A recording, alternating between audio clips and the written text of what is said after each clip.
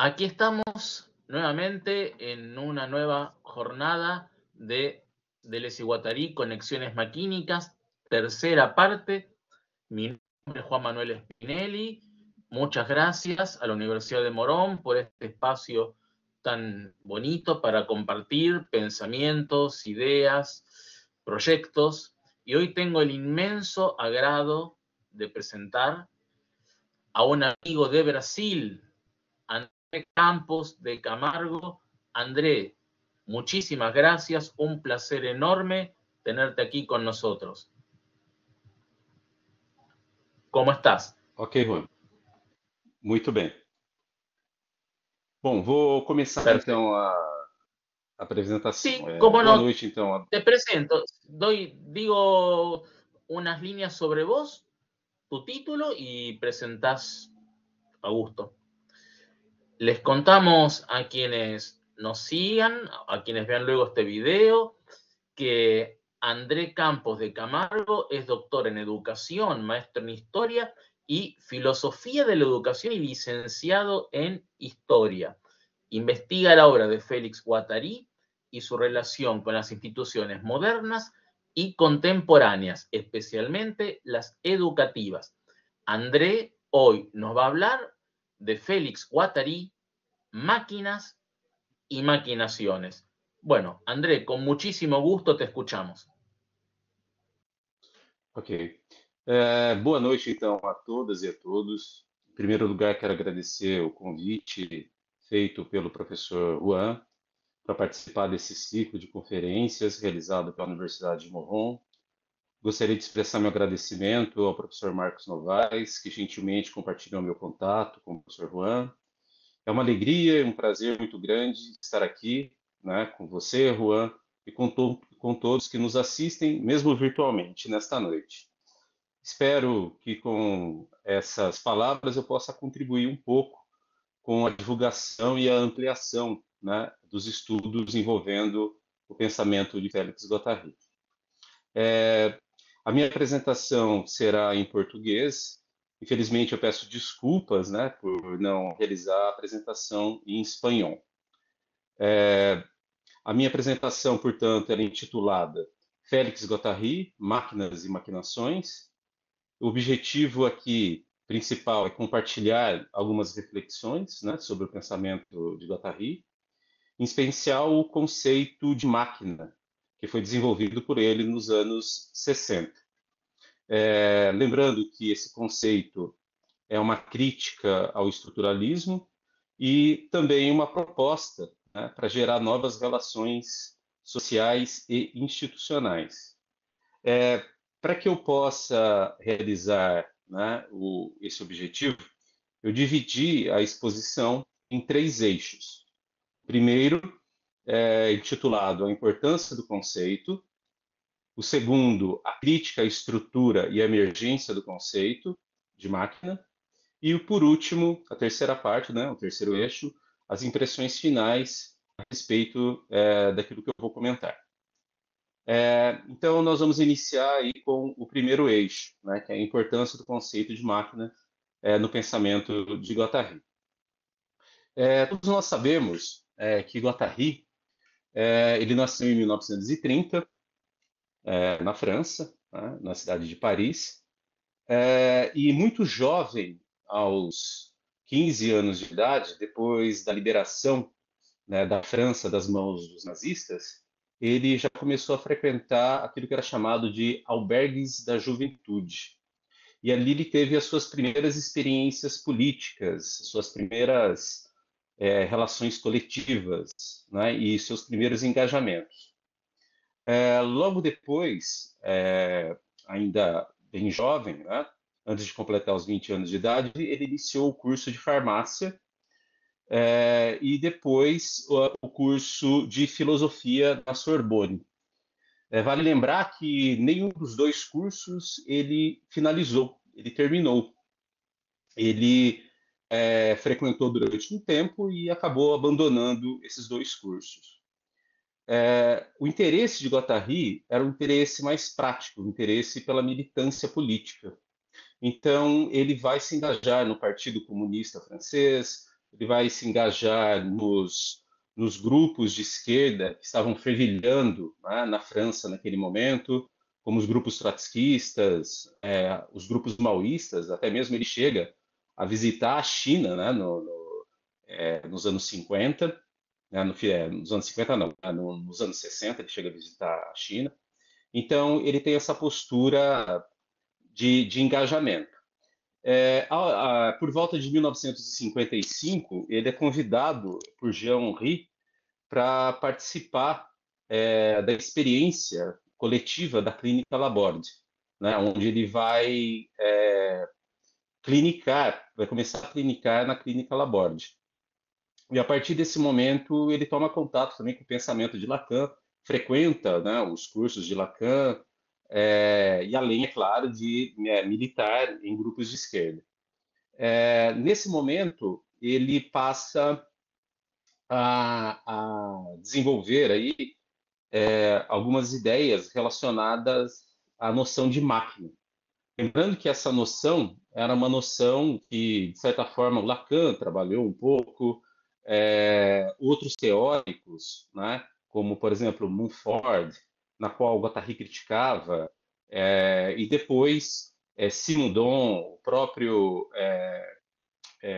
entre outros teóricos, o Guattari vai emprestar essa ideia de máquina, essa noção de máquina, para poder começar a trabalhar com essa ideia. Em 69, ele publica, né, o famoso texto Máquina e Estrutura, onde ele vai definir, né, o conceito de máquina. E ele apresenta esse texto na Escola Freudiana de Paris. É nesse mesmo ano que o Guattari também ele vai conhecer o Deleuze.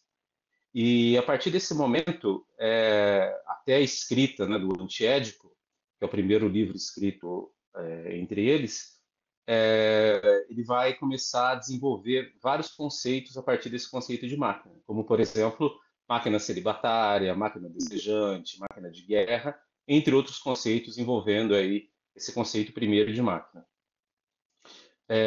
A gente pode dizer, de certa forma, que o conceito de máquina de Guattari ele interliga a produção conceitual dele, né, porque ele tem outros conceitos também, com a produção conceitual do Deleuze. E durante toda a vida dele, né, o conceito de máquina vai estar muito presente, né, na obra do Guattari. Bom, frente a esse comentário geral, um comentário bem rápido, para não prolongar muito, duas perguntas surgem, né, que servem para que nós possamos refletir um pouco. A primeira pergunta seria: por que a máquina, né, o conceito de máquina, se tornou tão fundamental para Guattari? E ainda mais, de que maneira ele mobilizou tal conceito como uma ferramenta política e epistemológica para romper com o estruturalismo dominante da época? Então, a exposição, a partir de agora, nós vamos passar aí para o segundo eixo, vai tentar procurar responder essas duas perguntas. Bom, então, a partir de agora, eu vou fazer a leitura do texto e vou, né, tecer alguns comentários também. Durante a década de 60, né, a maior parte dos textos produzidos por Guattari ainda investigavam a questão da alienação de grupo nas instituições.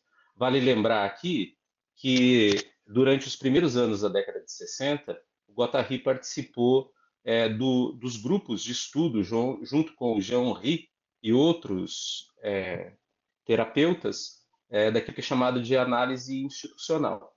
Então, durante esses primeiros anos da década de 60, a produção conceitual do Guattari vai estar diretamente voltada para a questão institucional. Né? Ele vai tentar criar noções e conceitos para dar respostas aos problemas que ele enfrentava a partir de então. Bom, então nesse primeiro momento, né, que ele começa a investigar as instituições, a questão da alienação, né, das instituições, ele produz um texto. Esse texto que ele produz, ele é intitulado Introdução à Psicoterapia Institucional. É um texto de 1962. Ali ele vai mostrar sua crítica a respeito das organizações das instituições. O próprio Guattari dizia o seguinte a respeito das instituições. Né? Ele levantava uma série de perguntas. Por exemplo, quem produz a instituição e organiza os seus subconjuntos? Haveria uma maneira de alterar essa produção? A habitual proliferação de instituições na sociedade contemporânea não levou senão ao reforço da alienação do indivíduo. Haverá de ocorrer uma transferência de responsabilidade que suceda o burocratismo para uma criatividade institucional? Então, nós podemos observar, né, com essa citação aí direta do Guattari, essa preocupação com as instituições, com a organização, né, das instituições.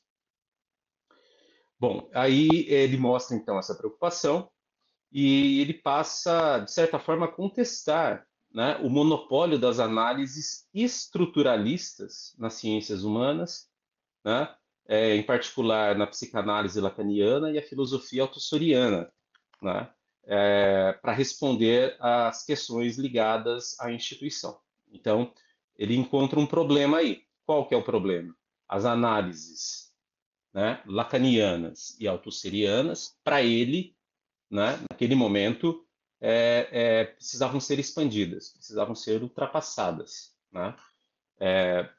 O foco do Guattari era atacar o imobilismo apregoado pelos estruturalistas às relações sociais, a restrição em considerar o inconsciente apenas pelo ângulo das cadeias significantes, que o estruturam como uma linguagem, e o apagamento do papel do desejo nas transformações sociais e institucionais. Então vejam só, aqui nós temos alguns pontos que merecem destaque. A primeira crítica que o Guattari faz é a crítica ao significante. Então, quem nos escuta, né, o que seria especificamente o significante que Guattari critica? Lembrando que Guattari ele vai estudar a área da linguística, a área da semiótica. Então, quando ele fala de significante, ele está falando de linguagem. Então, para ele, o significante é aquilo que, dentro de uma estrutura simbólica, tá, adquire um poder central, funcionando como eixo organizador das interpretações, das identidades e das práticas sociais. O significante impõe um sentido hegemônico, que molda subjetividades, regula comportamentos e delimita o que é considerado legítimo ou verdadeiro.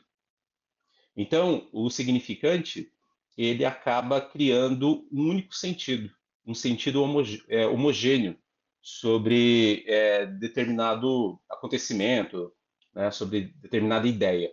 Então, ele faz essa crítica ao significante. Outro ponto importante que merece destaque aqui é ele dizer que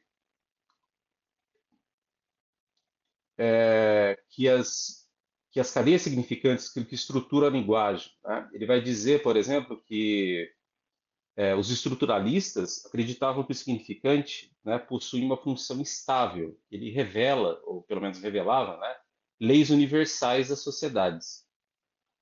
E aí ele, enquanto pós-estruturalista, né, ele dizia que os significados, né, das coisas, das palavras, né, elas mudam com o tempo, né, com o contexto e com as relações de poder. Por exemplo, a palavra família significava há 50 anos, né, principalmente o modelo de pai, mãe e filhos. Hoje, a palavra família, né, o significante, quando a gente fala família, que vem à cabeça, né, significa mais do que o que significava 50 anos atrás. Pode significar casais homoafetivos, né, famílias monoparentais. Existem outros significados, então, para a palavra família, né, para o significante família. Então, ele criticava, né, justamente essa interpretação, né, de não mudança dos significantes, que os significantes eram leis universais que perduravam, né, pela história. E ele também, vale a pena ressaltar aqui também nesse ponto, a crítica dele ao apagamento, né, do desejo realizado pelos estruturalistas. E aí, a questão do apagamento do desejo, o Guattari dizia o seguinte, né, que para Lacan, o desejo é sempre desejo do outro, e é estruturado pela falta. Então, desejamos o que não temos. Então, Lacan tinha esse posicionamento, né? Desejamos o que não temos.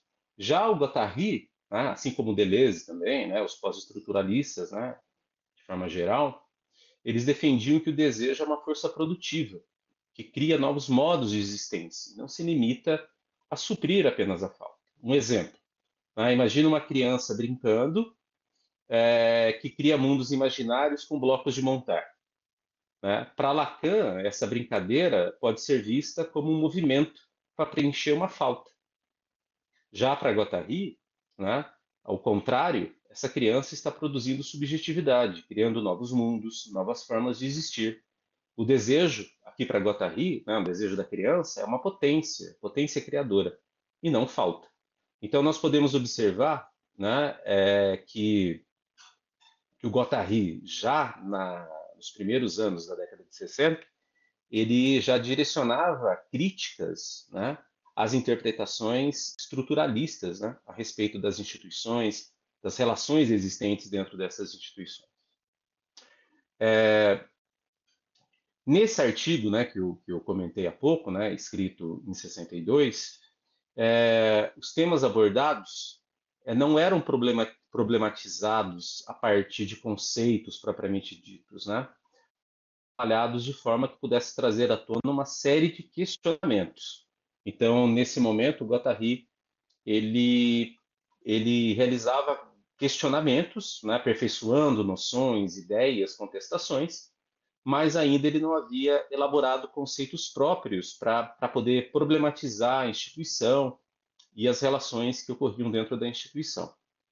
Somente nos trabalhos subsequentes, né, Guattari mostrou seu refinamento teórico, à medida que passou não apenas a denunciar e criticar tais posturas, né, estruturalistas, mas ainda a desenvolver conceitos para demonstrar determinados equívocos das perspectivas estruturalistas e ainda ultrapassá-las, né, a partir de novos olhares sobre as instituições.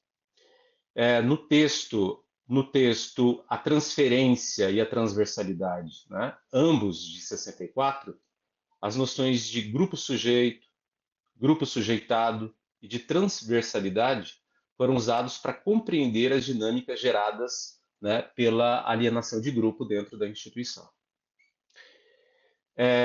Duas dimensões analíticas a respeito da instituição foram examinadas nesses escritos. Primeiro, né, como os conteúdos manifestos, formados por tudo aquilo que é dito e feito por um grupo, se relacionam com os conteúdos latentes. Né? O que ele entendia por latente? Né? Que os desejos são os desejos manifestos do grupo. E segundo ponto, como os conteúdos latentes da instituição podem ser interpretados e inseridos de forma manifesta nesses mesmos grupos.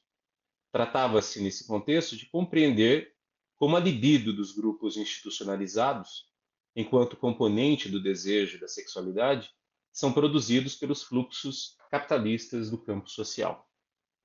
Para entender isso, Guattari identificou que as instituições são compostas por grupos que oscilam entre dois posicionamentos subjetivos: o grupo sujeito e o grupo sujeitado. O grupo sujeito caracteriza-se pela capacidade, né, de regular tanto influências externas quanto internas, dissolvendo centralismos e hierarquias rígidas. Esse tipo de grupo é criador de novas formas institucionais, acolhe críticas externas e transforma suas práticas, mobilizando-se além dos próprios interesses. Né? Hoje, dentro das instituições, né, que nós frequentamos, nós podemos observar que falta, né, grupos sujeitos. A gente encontra em demasia, né, em grande quantidade, grupos sujeitados. Né? Falta, né, um pouco desses grupos sujeitos dentro das instituições que nós frequentamos. Né? Bom, então, se ele fala do grupo sujeito, ele vai também falar do grupo sujeitado. Por outro lado, né, ao se fechar e tentar manter de forma paranoica a sua condição de grupo sujeito, que às vezes pode acontecer isso também com o grupo sujeito, o grupo corre o risco de se transformar em um grupo sujeitado. Esse, ao contrário, é manipulado por forças externas, organiza-se de forma hierárquica e piramidal, com líderes autoritários, discursos repetitivos e avessos à crítica. Sua principal criação passa a ser fantasias alienantes que bloqueiam mudanças institucionais profundas. Para Guattari, uma das formas de ultrapassar, né, não deixar cair também nesse modelo, né, de grupo sujeitado, seria o uso de certas atividades transversais institucionalizadas, né? Então, a solução para evitar esse aprisionamento, né, dos grupos, ele propõe a transversalidade. O que seria a transversalidade, né? Seria um processo que promove o aparecimento do sujeito inconsciente do grupo e que rompe com as hierarquias fixas. A transversalidade cria uma organização dinâmica, fluida, onde as conexões entre os membros são ampliados e o diálogo facilitado. Esse método impede a cristalização do poder e estimula a manifestação dos conteúdos latentes da instituição, favorecendo transformações coletivas e sociais. Portanto, né, a transversalidade é um instrumento de desalienação, né, segundo Guattari, que promove a emergência de novos enunciados, novas subjetividades, transformando o espaço institucional em um ambiente de resistência e de criação. Lembrando que a prática de Guattari, né, institucional na clínica Laborde, ela vai, de certa forma, colocar em prática essa transversalidade. Guattari observava em Laborde que havia, né, grupos sujeitados, grupos sujeitos dentro daquela instituição. E ele tentava aplicar o modelo da transversalidade, até mesmo porque não existia hierarquia fixa, né, durante um bom período que Guattari, de certa forma, esteve à frente junto com Henri na clínica Laborde. Médicos, enfermeiras, técnicos de enfermagem, né, professores, assistentes sociais, faxineiras, né, todas as pessoas que ali trabalhavam, eles realizavam um rodízio, né, de postos de trabalho. Né? Então havia um rodízio de tarefas dentro da clínica Laborde. Então, Guattari ele diz que, de certa forma, esse rodízio é, né, um exemplo da transversalidade que ocorria dentro de Laborde. Né? E eu lanço a pergunta, né?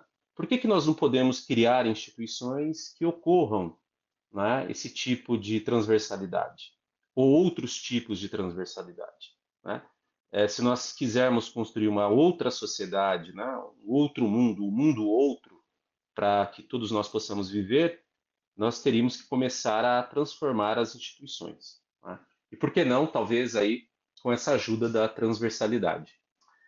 Muito bem, 5 anos depois, né, de ter criado esses poderosos conceitos de análise institucional, Guattari publicou, né, em 1969, conforme eu já disse, né, o texto Máquina e Estrutura. Lembrando que esse texto, o François Duce, o Antônio Negri, né, eles dizem claramente que esse texto ele marcou, né, o rompimento de uma geração com o estruturalismo. Né? Então, você tem vários autores, né, que, de certa forma, afirmam isso. Então, esse texto ele foi um marco, né, que, de certa forma, estimulou o rompimento daquela geração, né, que estava ali vivenciando e produzindo na década de 60 com o estruturalismo. Nesse escrito, né, o Guattari ele acaba afirmando a necessidade da criação de um programa revolucionário que subvertesse as instituições e reafirmou a importância do papel da produção de subjetividade. Para dar andamento a tal projeto, ele buscou desvencilhar-se de vez do lacanismo e do autosserianismo. Para tanto, continuou a questionar, só que a partir desse momento, por meio do conceito de máquina, alguns pontos teóricos da grade analítica do estruturalismo. Entre eles destacavam-se o uso do significante, então ele queria criticar, né, esse uso em demasia do significante, a incapacidade, né, de ruptura que que os estruturalistas diziam, né, que a estrutura é muito difícil ou quase incapaz de romper a estrutura, e o papel, né, da estrutura na composição das relações sociais, né, que não havia mudança das relações sociais justamente por causa da estrutura. Bom, para quem não pegou o que eu disse sobre o significante, vou voltar a comentar agora rapidamente o que era o significante e o que o Guattari entende, né, por estrutura fixa ou por estrutura. Bom, o significante, né, é a imagem sonora, que é carregado de significados ditados pelo poder, como mostrou Guattari. Guattari diz assim: é qualquer coisa que se vive na existência cotidiana, que é sujeito ao indivíduo, a uma determinada convicção ou a um referente universal, impondo-lhe uma ordem, hierarquia e crença necessárias das coisas. Né? Então, o significante é, né, a palavra carregada de um único significado, do significado do poder, das estruturas de poder. Né? Esquece-se a multiplicidade, né, de significados e aprende-se, as pessoas acabam se aprendendo a um único significado. Né? Geralmente o significante é o significado, né, dos centros de poder. E o Guattari também vai criticar, né, nos estruturalistas que veem o sujeito como determinado pelas estruturas fixas, né? Como se ele não tivesse poder de ação. Então, para os estruturalistas, o sujeito quase não tem poder de ação. Ele é anulado pelas estruturas. Né? Quem leu Althusser, ou pelo menos aquela geração que leu, né, o Althusser, em alguns pontos, parecia quase que impossível, né, escapar da estrutura, né, romper a estrutura, unificar a estrutura, né, dos aparelhos do Estado. Né? Então, os pós-estruturalistas afirmam que os sujeitos, né, são capazes de romper com sistemas significantes e criar novas formas de vida. Exemplo, né, vou dar um exemplo aqui. Se nós pensarmos em um jovem artista, né, que inventa um novo estilo musical, misturando ritmos, nunca antes combinados. O estruturalismo diria que ele apenas reproduz estruturas pré-existentes, mas os pós-estruturalistas diriam que ele rompe com códigos e cria algo novo, que ele é produtor e não mero transmissor, né, de significantes. Então aí os pós-estruturalistas e Guattari, eles entendiam, né, que as estruturas elas não são fixas, que elas podem ser rompidas e que elas se modificam. O próprio entendimento de estrutura, né? Lembrando que os estruturalistas diziam que a estrutura ela é um modelo universal e atemporal, que se manifesta em diferentes culturas, sociedades e práticas simbólicas. Se nós lembrarmos, né, de Saussure, o linguista, nós vamos poder observar que, para ele, né, as línguas humanas elas são regidas, né, por estruturas. Né? E assim como alguns economistas entendem também que existem estruturas econômicas, né, que não são modificadas, né? Não podem ser modificadas. Para os pós-estruturalistas, sim, podem ser modificadas. Naquela época, né, do Guattari, na década de 60, o estruturalismo ainda era muito forte na França. Tá? E nesse período, em especial na psicanálise e na filosofia, procurava-se analisar, né, os comportamentos humanos a partir de significantes linguísticos. Lembrando que Guattari ele dizia que, né, nesse período essas análises dos estruturalistas, né, dos significantes, era uma doença. Né? Ele chega a dizer que era uma doença causada pelo vírus da linguística. Então ele vai, né, com toda a sua ira, atacar aí esse uso, né, indiscriminado, né, dos significantes pelos linguistas. Então, o indivíduo, por esse enfoque, ficaria completamente reduzido à condição passiva de transmissor de informações, de códigos sociais, sem poder transformá-los radicalmente. Para se chegar a examiná-los de modo válido, o pesquisador respaldado por esse paradigma deveria explorar as inter-relações dos fenômenos através dos quais os sistemas significantes eram produzidos reproduzidos nesses lugares. Mesmo que ocorressem variações ditas menores, elas não chegariam a comprometer as relações compreendidas como maiores e elementares da estrutura estudada, pois o significante daria conta de revelar as leis fundamentais e universais de tais cadeias estudadas. Em outras palavras, né, como mostrou o epistemólogo James Williams, o método estruturalista baseava-se na ideia geral de que era possível chegar a um conhecimento seguro de qualquer relação social, política ou econômica ao restringir e envolver as diferenças no interior de estruturas bem delimitadas, o que facilitava o reconhecimento do significante e o apagamento de tudo aquilo que se tornasse desviante do padrão. A forma como o estruturalismo fazia uso do significante produzia, conforme aponta Guattari, uma ilusão interpretativa dos estratos dos sócios, a partir de uma estrutura única, formada de cadeias significantes, imperecíveis e eternas. Então a gente pode observar, né, nesse momento, o Guattari ele vai, né, lançar aí as suas críticas, né, ao estruturalismo. Esse texto ele lança críticas ao estruturalismo, críticas pesadas para a época. A grande dificuldade dos pesquisadores que utilizam esses procedimentos de análise era lidar com mudanças e o caráter contingente e singular dos acontecimentos através da qual novas subjetividades eram produzidas, pois elas se transformavam e produziam diferenças que atrapalhavam a obtenção da validade científica. Quando certas alterações eram contestadas, o investigador geralmente fazia uso de dois procedimentos básicos: as excluía por serem exceções à regra, ou procurava encontrar um padrão repetitivo para enquadrá-las em uma outra estrutura. Além disso, para Guattari, a leitura estruturalista do significante, enquanto enunciado imperecível e eterno descoberto por especialistas, a partir de um jogo linguístico, estava longe de demonstrar a ligação da subjetividade com as múltiplas dinâmicas transformativas das relações sociais. A postura ocasionava o esvaziamento das singularidades dos indivíduos que transitavam pelas palavras, pelos signos não verbais, pelos sintomas físicos, pelos microacontecimentos. Para esses pesquisadores, não importavam os efeitos desviantes das semiotizações e dos sentidos que surgiam, mas apenas compreender a organização dos componentes estruturantes.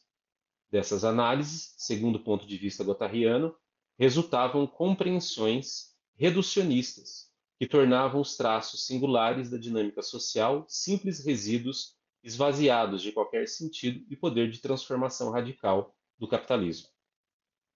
A maneira encontrada pelo pensador francês para ultrapassar essas posturas canonizadas pela corrente estruturalista da época e ampliar suas ferramentas de análise foi empregar o conceito de máquina. Colocado em uso, tal dispositivo teórico permitia ao investigador social detectar com maior precisão o papel do desejo, do inconsciente e da subjetividade na produção, reprodução e antiprodução do sistema capitalista.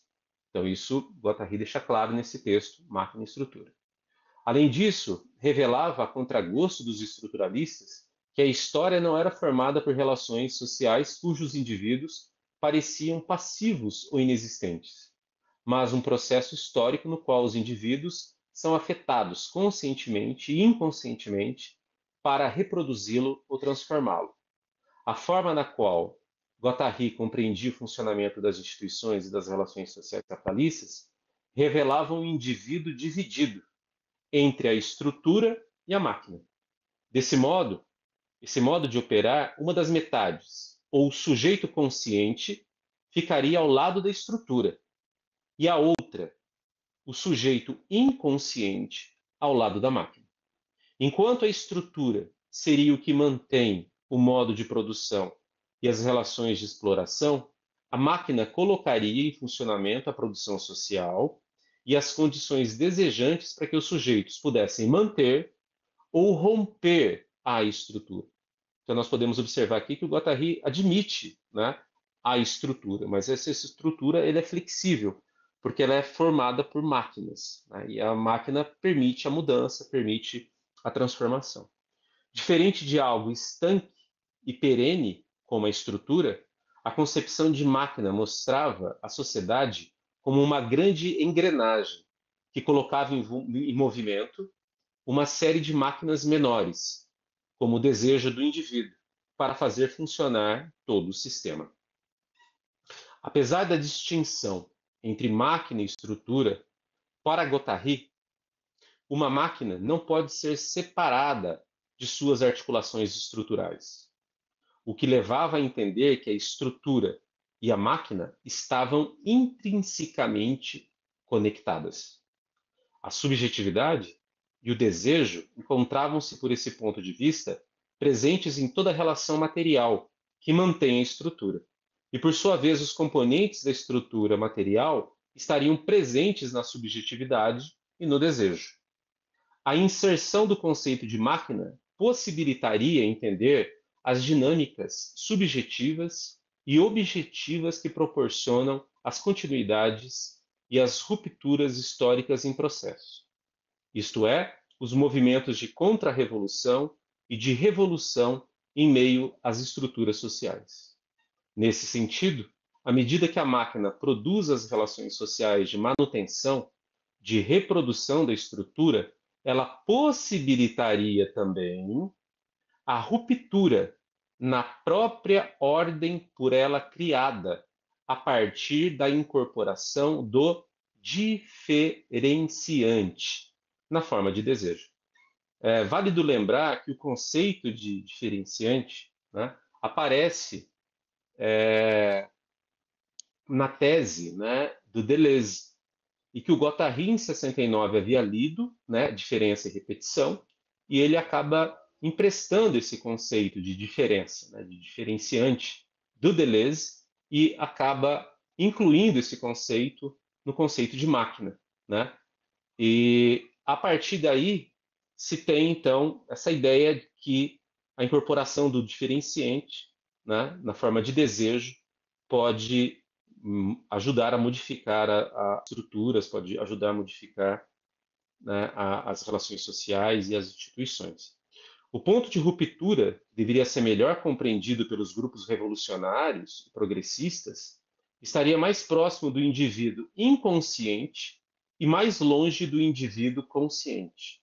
Segundo Guattari, né, citando Guattari agora, né, a citação do texto, Máquina e Estrutura.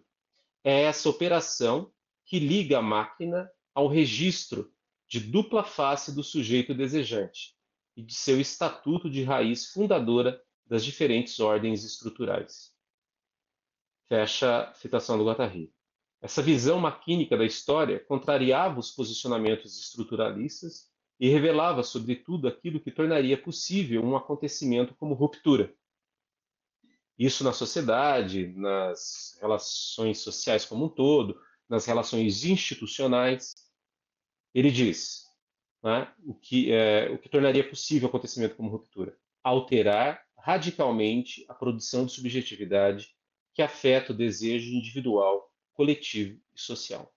Né? Ou seja, a mudança, a transformação radical da sociedade, as transformações das relações pessoais e interpessoais, estaria do lado do sujeito inconsciente, estaria ao lado da produção de subjetividade. Contudo, né, Guattari coloca também que as transformações desejantes não aconteceriam facilmente, pois mesmo incorporando o diferenciante como um movimento de ruptura contra a estrutura da ordem capitalista, um outro movimento favorável à manutenção da estrutura seria realizado por meio da antiprodução. O que o Guattari entendia como antiprodução? Vale lembrar aqui que os estruturalistas, né, eles falam de produção, falam de reprodução. Né? Se nós pegarmos o Althusser, se nós pegarmos vários estruturalistas da época, né, como o Passeron e o Bourdieu, né, que falam sobre a reprodução, eles falam de produção e reprodução, mas não falam de antiprodução. É interessante que Guattari cunha essa noção, né, esse conceito de antiprodução. Né? O que ele entende por antiprodução? A antiprodução seria um tipo de movimento específico realizado pelo campo social a favor da perpetuação da estrutura. Contudo, tal movimento não se oporia à produção, né? Ele não era contrário à produção, mas a condicionaria com a finalidade de produzir uma ordem social propícia às relações de exploração e alienação social. Mas como as diferenças e as singularidades que produzem as rupturas sociais são contidas, reguladas, desviadas de seu fim e até mesmo destruídas pela antiprodução? Em primeiro lugar, a antiprodução busca impedir que as máquinas do campo social acelerem as conexões usando todo o seu potencial para promover rupturas. Sua função é desacelerar a produtividade por meio de processos semióticos e de ações de grupos sujeitados para manter o sistema capitalista funcionando sem mudanças radicais.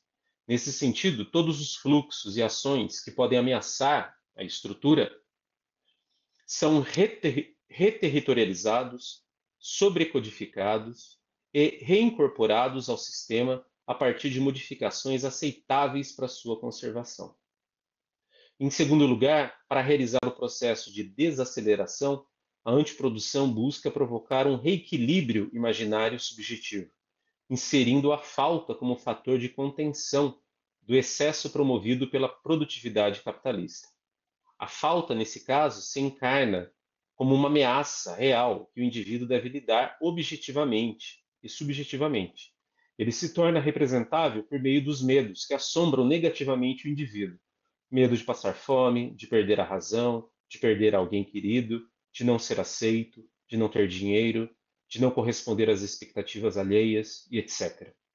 Esse fenômeno de inserção da falta acontece, sobretudo, a partir do uso político que o capitalismo faz do Estado e das instituições públicas e privadas, sejam elas escolas, bancos, exércitos, meios de comunicação de massa, a polícia, etc.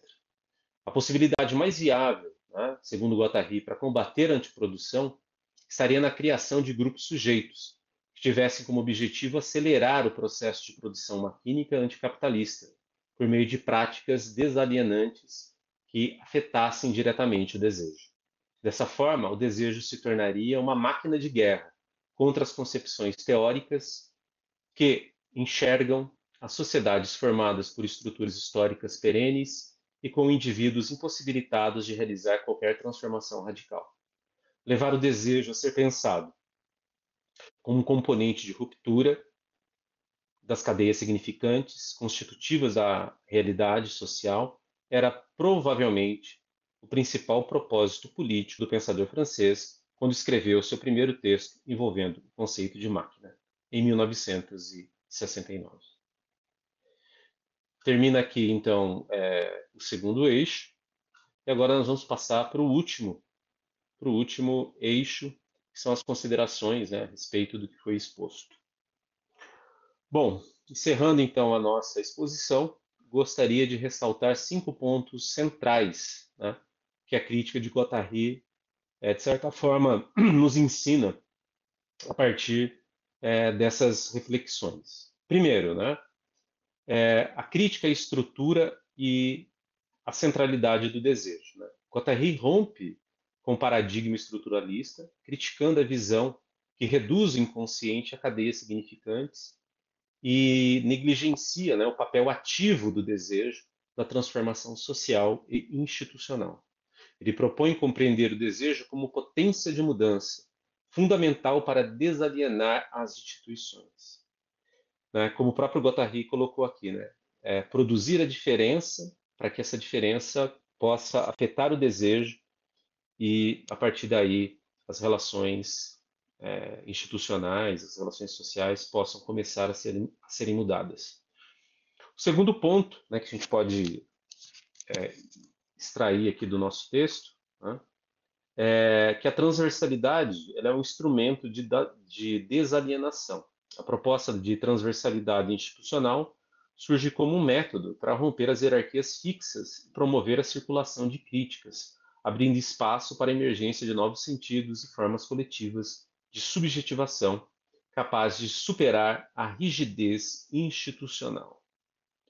Terceiro ponto, distinção e articulação entre estrutura e máquina, né? O Guattari ele propõe, né, no texto Máquina e Estrutura, uma visão inovadora, né, ao conceber a máquina como um elemento dinâmico, produtivo e desejante, que interage com as estruturas sociais, podendo tanto tê-las quanto transformá-las radicalmente, a partir da inserção do diferenciante, né? Lembrando que para Guattari, qualquer coisa é uma máquina, né?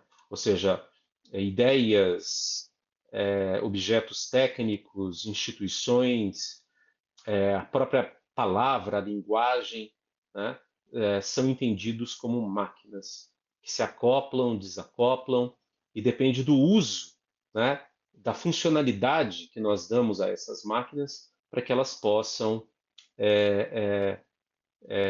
serem modificadas e modificar as relações sociais. O quarto ponto que chama atenção é o conceito de antiprodução, né? O pensador identifica o mecanismo da antiprodução como uma estratégia de contenção das forças de ruptura social, atuando pela desaceleração dos fluxos desejantes e pela produção de subjetividades marcadas pela falta, o medo e a alienação, reforçando a manutenção do sistema capitalista, né? Então, a antiprodução ela é uma noção válida para entender aí como o capitalismo funciona, e ele impede, né, ajuda a impedir aí as rupturas sociais, né? Essa forma de funcionamento antiprodutivo do próprio sistema. O quinto, que é a produção maquínica de subjetividade como resistência, né? A saída aí para o Guattari, né, proposta por ele, está na criação de grupos sujeitos que aceleram os processos de produção maquínica anticapitalista, transformando o desejo em máquina de guerra capaz de romper as estruturas e promover mudanças sociais radicais. Então, esses são aí os 5 pontos que chamam a atenção nessa exposição, né, que eu montei. Espero que a exposição possa contribuir aí um pouquinho, né? Ela possa contribuir como uma pequena introdução, né, à teoria das máquinas do Guattari, e serve também para que possamos compreender, né, e intervir criticamente nas instituições que nós estamos inseridos hoje. É isso. Muito obrigado, Juan, pela oportunidade. Agradeço às pessoas que estão nos ouvindo nesse momento. É isso. Ahí estamos. Bueno, muchas gracias, André, y felicitaciones. Me encantó la exposición. Me encanta el tema de las máquinas. Todos los que me conocen saben que soy un poco obsesivo con ese tema. Investigo el tema de las máquinas en Deleuze y Guattari. Y me pareció buenísimo todo lo que dijiste. Y creo que sí, en relación con lo último que decís, creo que sí, que has hecho un aporte muy bueno, muy interesante. Y bueno, nada, primero querría ver si hay alguna pregunta. Si tenemos alguna pregunta en relación con tu exposición. Si no la hay de inmediato, sí, ahí está. Sigifredo tomó la palabra. Hola, Sigifredo, ¿cómo estás? Adelante. Hola, un saludo. Una disculpa, estoy aquí cocinando, perdón. Varias cosas me interesaron y no quería dejarlas pasar por alto. La primera sería, ¿es posible pensar una contraofensiva, una forma, no sabría cómo expresarlo, una forma de hacer frente desde las máquinas de guerra frente a la megamaquinaria capitalista? Esa es una cuestión. Y la otra, rápidamente, es muy rapidito. Dale. La otra, sí, sería, en Caosmosis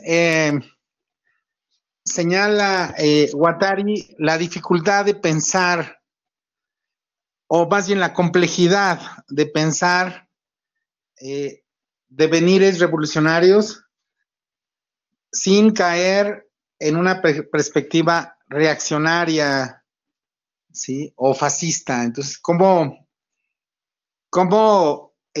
atender y entender ese deseo fascista que suele colarse en muchos procesos y prácticas revolucionarios? ¿Qué podemos hacer frente a ello? Gracias por la exposición. No sé si las preguntas tengan Bueno, sentido. no, sí, sí, tienen mucho sentido y son preguntas fuertes, creo, ¿no? Pero a ver, vamos a repasarlas. André, la primera pregunta es, ¿cómo generar máquinas de guerra anticapitalistas? Máquinas de guerra contra la megamáquina capitalista. ¿Y qué posibilidades tienen, no? O sea, bueno, estas máquinas de guerra. Algo tocaste vos en tu exposición sobre la máquina de guerra.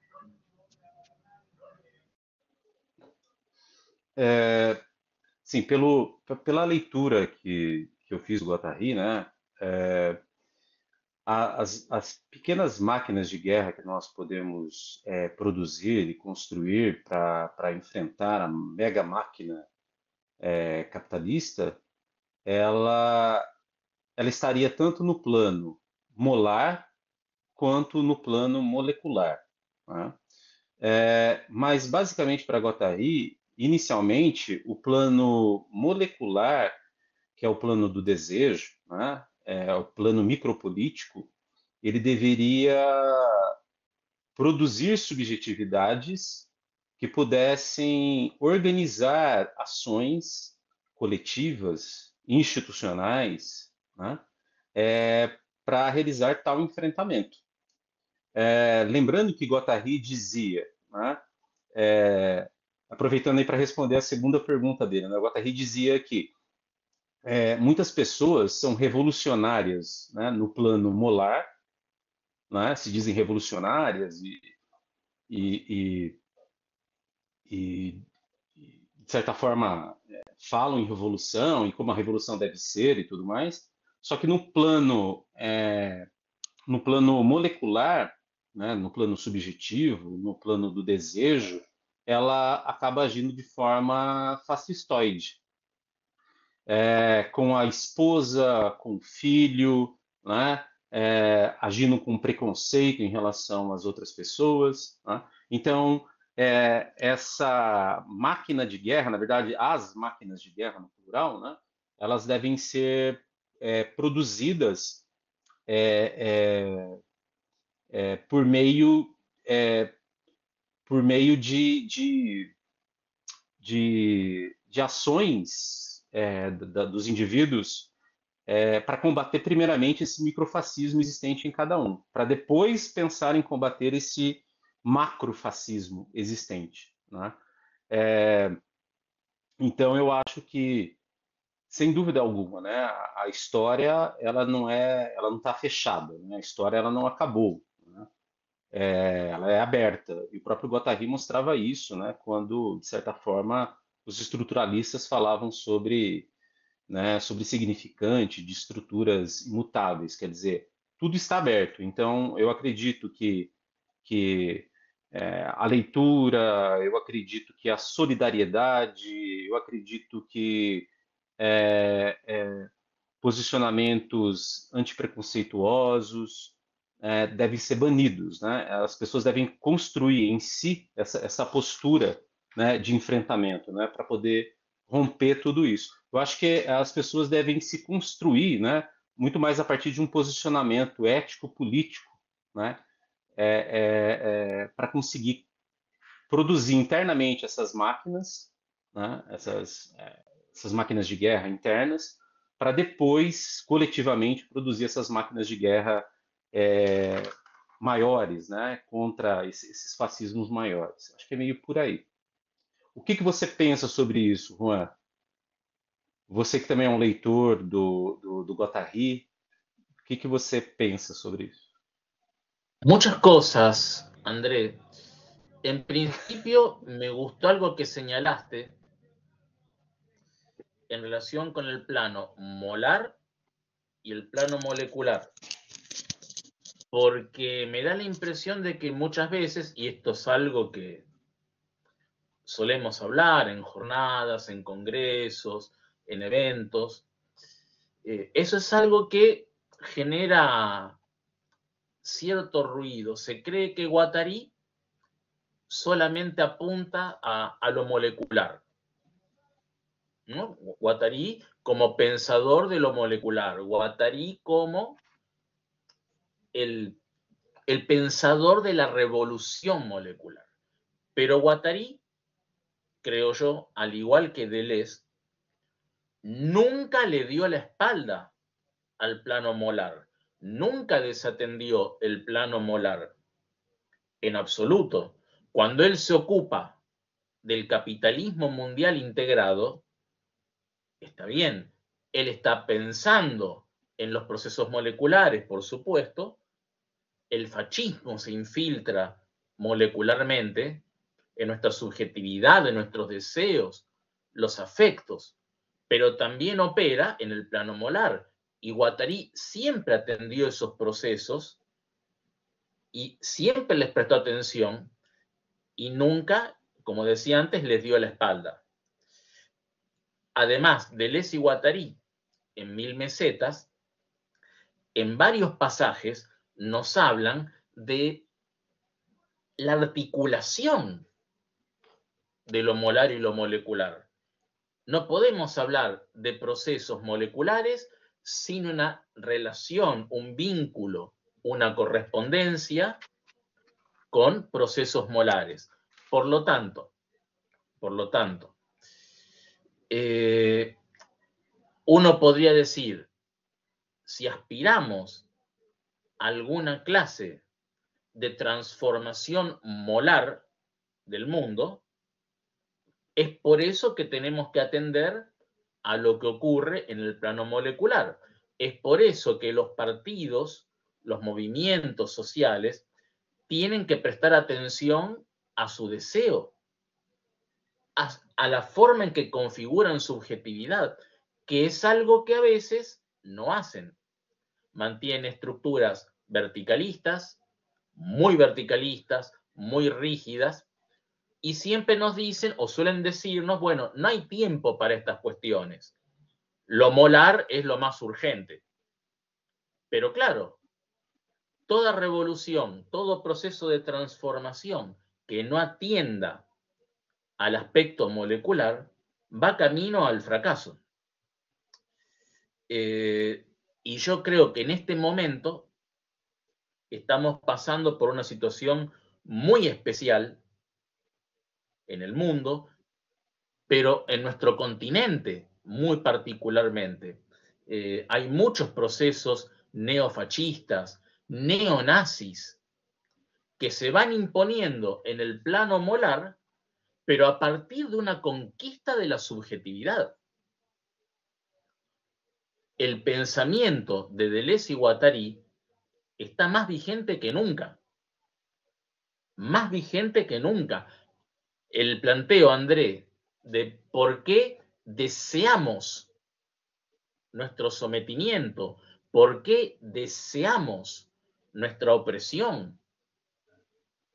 Eso hoy se vive, lo viven ustedes en Brasil, lo vivimos en Argentina, lo vivimos en muchos países, donde la gente pobre, la gente que lo está perdiendo todo, sin embargo, no es engañada y desea ese proceso de destrucción. Ahí tenemos un gran desafío a nivel de los partidos políticos, de los movimientos sociales, a nivel de los llamados intelectuales, entre comillas. Yo creo que ahí tenemos nuestro gran desafío y me parece que tu texto es un buen aporte para pensar ese desafío y para poder actuar. Perfeito, Juan. Compartilho dessas ideias também. Perfeito. Ahora, una cosa muy interesante, André, que me gustaría que en 2 minutitos, si querés, comentes a quienes nos escuchen y escuchen después este video. Sim. Me parece que una cosa que siempre hay que resaltar, que tenemos que tener ese cuidado, es que hablar de máquinas no es mecanicismo. Justamente Guattari no es un pensador mecanicista, pero muchos se confunden, escuchan máquinas y piensan, muy bien, máquinas técnicas. Entonces vamos a copiar el funcionamiento de las máquinas técnicas al plano social, al plano educativo, a la cultura. Bueno, entonces me gustaría escucharte al respecto, ¿no? O sea, cómo hacer para prevenir lo que podría ser una deriva mecanicista del pensamiento de Guattari.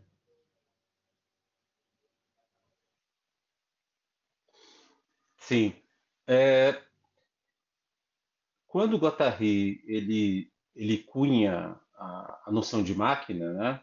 E aí ele acaba tornando essa noção um conceito, ele está inserido nos anos 60. De certa forma, pela minha leitura, Guattari era um homem do seu tempo. Nós temos que lembrar que a ideia de máquina, né, que o modernismo traz, né, do final do século XIX para o século XX, é a ideia de que a máquina seria a redenção da humanidade, né? Tem o livro do David Harvey, o geógrafo, né, A Condição Pós-Moderna, onde ele mostra de forma bem clara esse mito, né, que a máquina traria redenção para a humanidade. E os futuristas italianos acreditavam nisso, né? O automóvel como uma nova máquina que traria rapidez e agilidade para os seres humanos, etc. Então, o mito da máquina teve presente, né? Durante final do XIX, durante boa parte do século, durante a primeira parte do século XX. Só que quando eles tentaram, né, de acordo com Harvey, a substituir o mito da máquina por outros mitos, nós vamos ter aí aquilo que é chamado, né, do mito do fascismo, o mito do nazismo, que vai, de certa forma, ocupar esse espaço deixado pela máquina. E aí, no segundo momento, depois da Segunda Guerra Mundial, né, que o nazismo e o fascismo eles são subjugados, mas não são destruídos, né? Eles se mantêm vivos, e até hoje isso é muito presente. Mas pelo menos o nazismo e o fascismo históricos, né? Eles são subjugados naquele momento, e aí há uma retomada do mito da máquina, de certa forma, né? Que o progresso, a tecnologia, as máquinas poderiam levar o ser humano a uma melhoria da condição de vida, etc. Então isso é retomado, né, na década de 50, década de 60. O Guattari, ele não era, de certa forma, fora do seu tempo. Então ele vai ver que essa ideia, essa noção de máquina, o mito da máquina era importante, de certa forma, para poder entender a realidade na qual eles viviam. E aí, de certa forma, ele quis criar esse conceito de máquina, de certa forma, limpando a palavra, né? Limpando a palavra desse resquício do mito da máquina do início do século XX, e durante boa parte primeira parte do século XX. Então, ele quis, de certa forma, deixar para trás essa ideia de funcionalidade, essa ideia da tecnicidade da máquina, o mito da máquina para trás. E ele quis criar a partir daí essa noção que a máquina seria a forma como que as coisas se relacionam, a dinâmica relacional das coisas, como as coisas se acoplam, desacoplam, né? E como as coisas funcionam. Então, para ele, estava mais interessado em entender como as coisas funcionam, não mais perguntar o que é algo, né? Mas perguntar como isso funciona. Né? Então, o próprio Deleuze e Guattari, né, eles escrevem isso, eles dizem isso, né? Como que as coisas funcionam. E aí eles estavam interessados, o próprio Guattari estava interessado em entender como que o capitalismo naquele momento funcionava. Ainda mais que ele, de certa forma, ele havia se frustrado com maio de 68, né? No sentido que maio de 68 não alcançou aquilo que eles desejavam, que era uma revolução, uma nova revolução, uma revolução diferente do que foi as outras revoluções, né? Antes da década de 60. E aí ele cunha o conceito justamente para dar uma forma de entender como que se dava esse funcionamento dessa nova sociedade que estava emergindo aí no final da década de 60. Né? E nós sabemos, né, que depois autores como Foucault, entre outros, vão colocar, né, esse momento na história, né, o final dos anos 60, início dos anos 70, como início aí do neoliberalismo, como início de uma nova era, né, econômica e tecnológica, e como que isso, de certa forma, vai acabar criando novas formas de dominação e controle sobre as pessoas. Né? Então, para ele, o mito da máquina, ele deixa para trás e tenta criar aí esse conceito de máquina, né? Um conceito poderoso para tentar compreender aí o presente na qual ele vivenciava. Buenísimo, André. ¿Y vos crees que el concepto de máquina puede pensarse como una sustitución, como un reemplazo del concepto de ente? Yo trabajo un poco en esa línea y bueno, y hay un autor de lo que se llama el realismo especulativo, Levi Bryan, que plantea algo semejante, ¿no? O sea, todo ente es una máquina con fondo muy evidente del uso guattariano. Ahora, todo ente es una máquina, pero no en el sentido de una máquina técnica, no imitando a las máquinas técnicas. Podemos pensar, por ejemplo, a partir del concepto de agenciamiento, el engagement, como lo llamaban Deleuze y Guattari, ¿no? El tema de la multiplicidad, la composición heterogénea de toda cosa que existe. ¿Vos crees que podemos pensar eso? Que todo ente, de un modo u otro, es una máquina?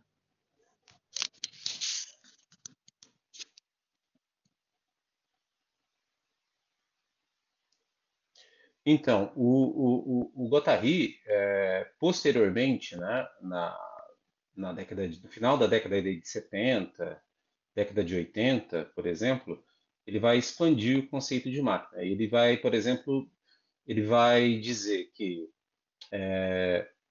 existem aí para ele, né, as máquinas técnicas, né, que são aquilo que é produzido pelos seres humanos, né, computadores, carros, né, qualquer objeto técnico, são as chamadas máquinas técnicas. Aí ele vai dizer que existem as máquinas sociais, aí praticamente ele vai dizer que são as instituições, né, o Estado é uma mega máquina, né, social, e aí existem máquinas menores, né, que são as máquinas sociais, a escola, o hospital, que são as instituições de forma geral, né, a caserna, o exército, e que são as máquinas sociais.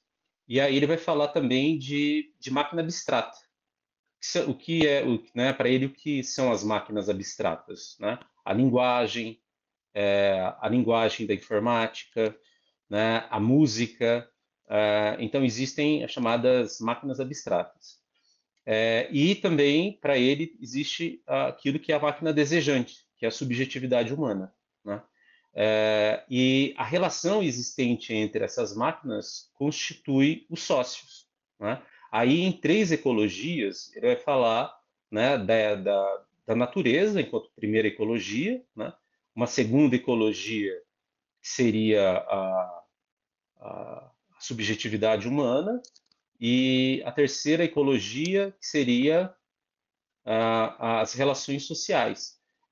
Então, dentro dessas ecologias, as máquinas funcionam. Né? Então, existe uma maquinosfera, né? Ele cunha esse termo, maquinosfera. E nessa maquinosfera, as máquinas se conectam, se comunicam. Agora, como que elas se comunicam? Lembrando que para ele existe máquina concreta e máquina abstrata. A máquina concreta, portanto, seriam, né, as máquinas técnicas, as máquinas sociais e as máquinas desejantes, e o que interliga essas máquinas concretas seriam as máquinas abstratas, né? O desejo, a linguagem, etc. Interligam. E essas máquinas se comunicam, essas máquinas expressam, né? Valores. Né? E então a gente vive num mundo onde o que deveria ser estudado não é a ontologia do ser, né? O indivíduo, como se o indivíduo fosse sozinho, né? Mas uma ontologia maquínica. Né? Ou seja, o ser humano só se faz ser humano por conta das máquinas. E essas máquinas é que nos fazem humanos. Né? As máquinas não no sentido técnico do termo, né? Mas nesse sentido guattariano, no sentido, né, dessas acoplagens, desacoplagens, né, que constroem a realidade. E lembrando, né, que essas máquinas elas funcionam, portanto, também em dois níveis: o nível molar e o nível molecular. E devemos ficar atentos a essas relações, né, para construir o novo. Acho que é um pouco por aí.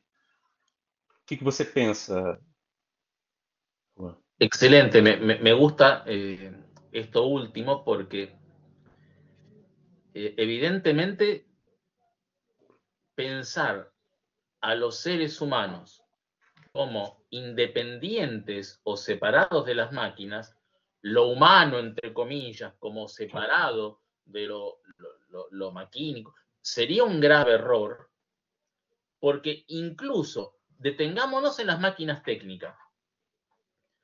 ¿Cuándo el ser humano comienza a ser humano? Bueno, a partir de la técnica. Es decir, de algún modo es la técnica la que nos convierte en humanos. Ahí tenemos una relación muy fuerte entre lo humano y lo técnico. Pero seguramente lo técnico no tiene la prioridad o la preeminencia. Seguramente no. Hay máquinas de todas las características. Hay máquinas, bueno, esto aparece en Antiedipo, ¿no? En Antiedipo, cuando se nos presenta esa especie de universo de las máquinas, hay máquinas de toda clase. No se nos presenta de inmediato una máquina técnica. Por el contrario, aparecen máquinas órgano, por ejemplo, las estrellas.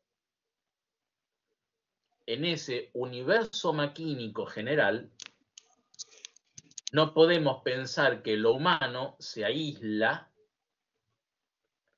y tiene un sentido mera o puramente espiritual. Si el espíritu es algo, también será una máquina. Habrá máquinas espirituales. Dios tal vez. Hay una canción, una vieja canción de Fito Páez, seguramente en Brasil conocen a Fito Páez, que se llama Un loco en la calecita. Un loco en la calecita. La hizo muy famosa un cantante argentino, Juan Carlos Baglietto, y decía en su estribillo, y Dios es una máquina. Siempre me encantó ese verso, decía eso, ¿no? Dios es una máquina. Y bueno, me parece que va por esa línea. Si hay un ámbito espiritual, si hay un ámbito que podamos llamar espiritual, también tiene que ser accesible o tiene que ser pensable en términos maquínicos. En términos maquínicos, en términos de esa ontología maquínica que vos señalabas. No pensado meramente como una máquina técnica puntualmente. Una cosa que me gustó mucho, Andrés, de tu exposición, mucho, te felicito realmente, es el uso de los conceptos de alienación y desalienación. Me parece muy importante y muy valiente, porque a veces es como que en el mundo guattariano se procura evitar eso. Y creo que hay una confusión. Guattari es muy crítico, es cierto, del marxismo tal vez como dogma, pero es un pensador que recupera muchas cosas de Marx y que realmente no es antimarxista ni nada que se le parezca. Por el contrario, tal vez hasta lo podríamos pensar como neomarxista, pero para ser neomarxista hay que criticar algunas cosas que no van, pero nunca abandonar, me parece, esa idea general, global, de que los seres humanos en una sociedad capitalista están alienados y hay que contribuir a su desalienación. Lo que ocurre, y no quiero ser muy largo, André, es que hay que ver cómo pensamos esa alienación y esa desalienación. No desde Althusser, no desde la idea de que los seres humanos están engañados por la ideología, pero sí en el del deseo, ¿no? Creo que es esa la idea. Si hay una alienación, esa alienación hay que ir a buscarla por el lado del deseo.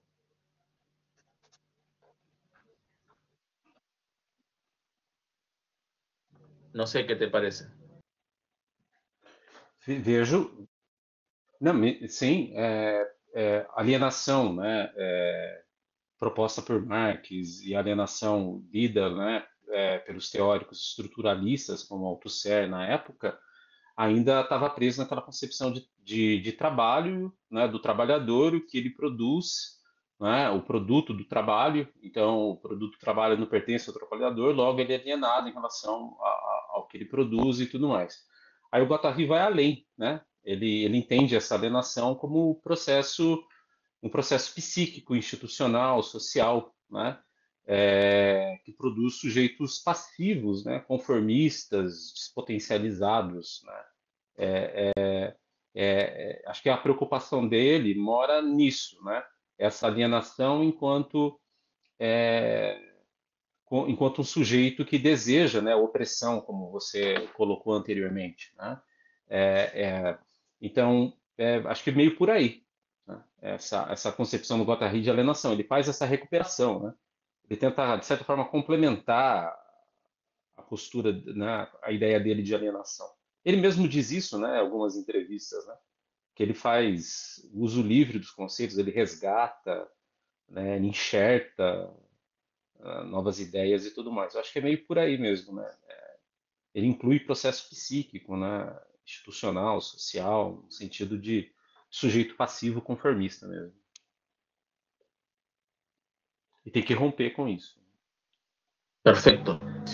Y yo te haría una última pregunta, André, que me parece que es importante y que tiene que ver con una cosa que te preguntó Sigifredo, que era cómo hacer. Então, só para complementar então, a questão da alienação. Sí. Era. Então, aqui a alienação. Desculpe interrompê-lo. A alienação, né? Sim.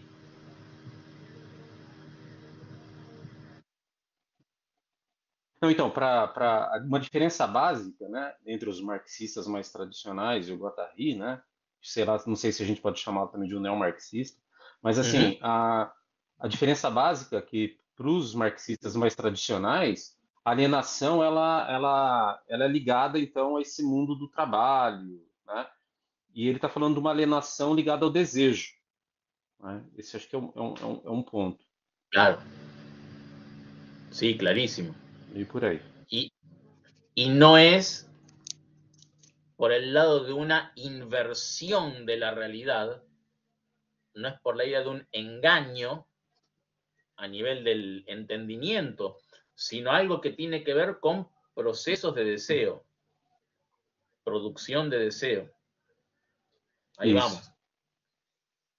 Y bueno, yo te quería preguntar, bueno, Sigifredo nos decía, bueno, cómo ¿cómo hacemos para devenir revolucionarios evitando el fascismo, ¿no? Tratando de no caer en posiciones fascistas.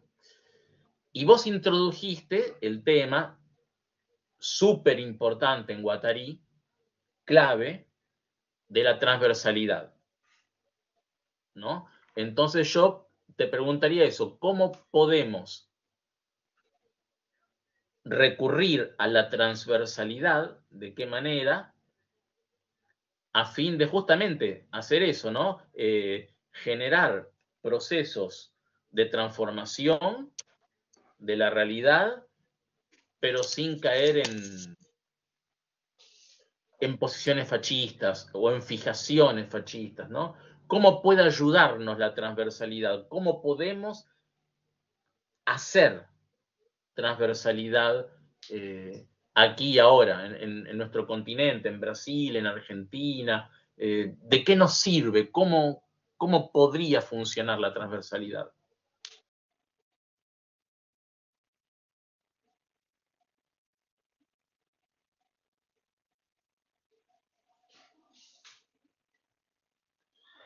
É uma ótima pergunta. Como a transversalidade ela pode ser aplicada?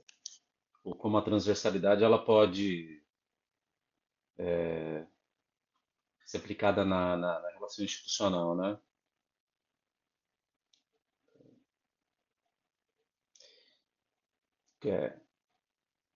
É, a transversalidade ela seria, né, uma forma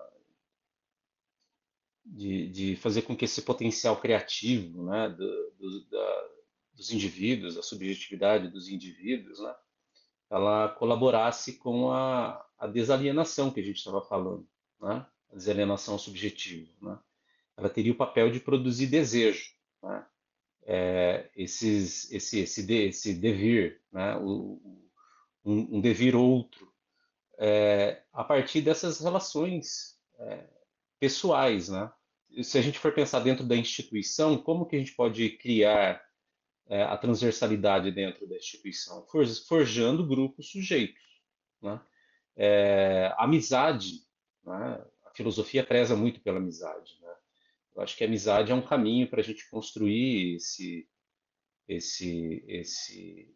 dever revolucionário, né? E que se dá por meio da transversalidade, né? Conjunto com o outro, se preocupando com o outro, se colocando no lugar do outro, daquilo que a gente chama de alteridade. Hoje parecem antiquadas, né?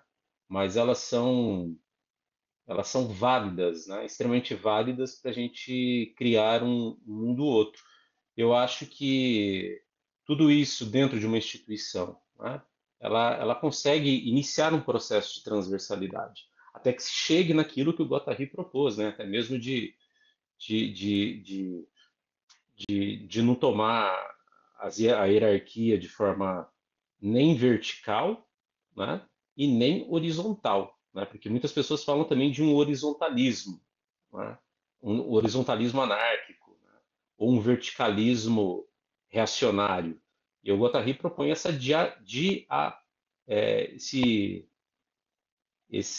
transversal, esse corte, né? Esse corte transversal que não é nem vertical nem horizontal. Eu acho que dentro das instituições a gente poderia começar de certa forma, começar a trabalhar isso, né? Colocar em prática essa forma de se colocar, né? De solidarizar com o outro. Né? Acho que poderia começar a partir daí. É uma resposta difícil, eu não sei, eu não consigo enxergar, né, de uma outra forma, né? Porque además Como que você enxerga isso, Juan? No hay recetas. No hay recetas. O sea, si alguien te pregunta o me pregunta, Sí. como hace Sigifredo, ¿no? Como Sigifredo nos decía recién, bueno, ¿cómo hacemos para no ser fascistas? No hay un programa. Haga esto, haga aquello, comporte. No, hasta eso correría el riesgo de ser tal vez muy, muy verticalista. Tenemos que lanzarnos al agua. y nadar. Tenemos que ponernos en marcha. Creo que no hay otra forma. Rescato lo que decís. A través del vínculo solidario, de la acción compartida, colectiva, con otras, con otros, solamente así, en marcha, puede transformarse el deseo. Nunca se va a transformar aislado de los demás, detrás de una computadora, pensando el mundo como Descartes, solo junto a la estufa. Así no lo vamos a lograr. Solo viviendo, experimentando eso que llamaban rizoma de Deleuze y Guattari, pero vivenciándolo como algo real, concreto, que nos atraviesa, que estamos haciendo aquí y ahora, vos en Brasil, yo en Argentina, mucha gente que se acopla desde otros países, desde otros lugares. Tenemos que sentirlo como algo real, efectivo. Y no hay recetas. Es lanzarse a actuar. Es un poco existencialista esto que te digo. Medio existencialista, pero bueno. Qué sé yo lo siento de esa manera. Sim. Sim, sim, sim. Sim. É que assim, por eu ser professor, né? Você também é professor dentro das instituições, né? A gente acaba observando quanto falta, né? A certa alteridade em relação ao outro, as práticas institucionais, as outras pessoas, como a gente acaba sendo controlado, moldado, né? As coisas são impostas e espaços, né, para a gente poder debater isso, conversar sobre esses assuntos são quase inexistentes, né? Esse espaço que você abriu, né, para a gente poder dialogar, é o início, né, dessa prática transversal, de certa forma, né? Porque é dela que as pessoas acabam tomando contato com determinadas ideias e acabam, de forma acabam sendo contaminadas com essas ideias e transmitindo essas ideias para outros lugares, né? Eu acho que isso é muito importante. E como você disse, não existe receita, né? É vivendo e no caminho, percorrendo o caminho, construindo, tentando construir algo diferente do que é posto, né? Que é colocado. Bueno, esperemos que el ejercicio de la transversalidad nos ayude para construir sociedades más democráticas, más abiertas, más justas, más solidarias. Está difícil, pero no es imposible. Muito. No es imposible. Sim.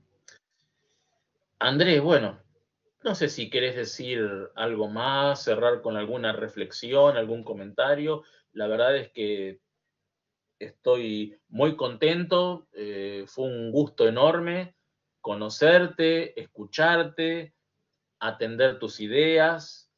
Me gustó realmente mucho tu charla. Bueno, no sé si querés cerrar con algún comentario en especial.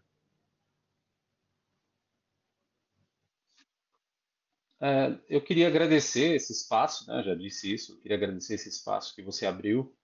Falta, né, de certa forma, espaços para que a gente possa debater ideias, né?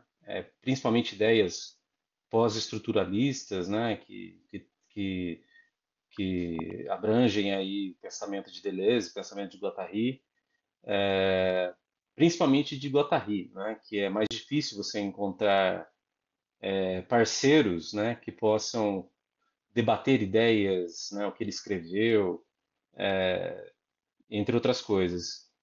Geralmente, quando eu participo, às vezes, de congressos, se debate muito as ideias, especificamente as de Deleuze, né? Ou falam de Deleuze e Guattari, mas dando ênfase apenas em Deleuze, né? E Guattari acaba ficando em segundo plano, ou acaba, de certa forma, sendo apagada. E ter esse espaço para poder falar de Guattari, eu acho que é muito importante. Acho não, né? Tenho certeza que é algo muito importante. E me falta, né, pessoas para poder dialogar, né, amigos para poder dialogar sobre essas ideias, né, para poder escrever sobre essas ideias de certa forma, né, divulgar, né, esse pensamento do Guattari. Então, eu quero parabenizar você, a sua atitude, a sua ação, né, por abrir esse espaço. Né? Fiquei muito contente de poder conversar com você. Né? Os meus estudos, eles são bem lentos no sentido porque eu trabalho, né, em escola de ensino fundamental, por exemplo. Né? Então, a carga horária de trabalho ela é muito exigente, sobra pouco tempo para leituras, é, não há tempo para que eu possa participar de congressos, né, e debater essas ideias mais a fundo. Então, eu acabo não me aprofundando muito, né, acabo, de certa forma, não tendo esse diálogo que é enriquecedor. Né? Então, eu agradeço muito o espaço e foi um prazer, né, conversar com você e também te ouvir um pouco. Gostaria de te ouvir mais. Quando você tiver alguma palestra, algum seminário, né, você pode me convidar que eu vou tentar de alguma forma, mesmo que virtualmente, a fazer parte e tentar estar presente. Vamos a contarle a la gente que nos escucha, que nos ve, que justamente hay un proyecto que está en marcha, ya está plenamente en marcha, que va a ser el libro Guattari, el universo hecho máquina, donde vos vas a participar, André, con un capítulo, nada menos. Y ha sido un éxito esa propuesta, porque realmente van a ser 2 volúmenes. 2 volúmenes. Si no me falla la memoria, 25 capítulos repartidos en 2 volúmenes, lo cual me parece que es un éxito increíble, aunque no usaría la palabra éxito, ¿no? Éxito me suena muy capitalista tal vez. Es realmente un logro, es un triunfo y me parece que tiene que ver con lo que vos decías. Hay un interés en Guattari, hay que nuevas voces a Guattari y hay muchas amigas y amigos que esperan reunirse para hablar con y desde Guattari, que lamentablemente ha sido apartado, ¿no? Ninguneado, como decimos. Una vez un amigo me preguntaba, ¿por qué Guattari? Y suelo hacer referencia a esa anécdota. Y para mí, claro, para mí es obvio por qué Guattari, porque me encanta leer a Guattari y me siento muy identificado con Guattari, pero es cierto que hay mucha gente que sigue a Deleuze y nos pregunta, ¿por qué Guattari? Bueno, yo creo que tu charla hoy nos dio unas pistas, unos tips, ¿no? De por qué Guattari. Creo que sí, creo que sí.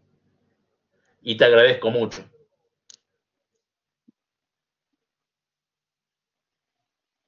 Bueno, André, si te parece, entonces nos saludamos. Ahora cortamos la grabación y luego te saludo en off. Bueno, has sido muy amable y ha sido un verdadero gusto tenerte acá con nosotros. Así que, bueno, nos veremos en otra conexión maquínica dentro de 15 días. Bueno, un abrazo enorme, André, y muchísimas gracias. Até logo.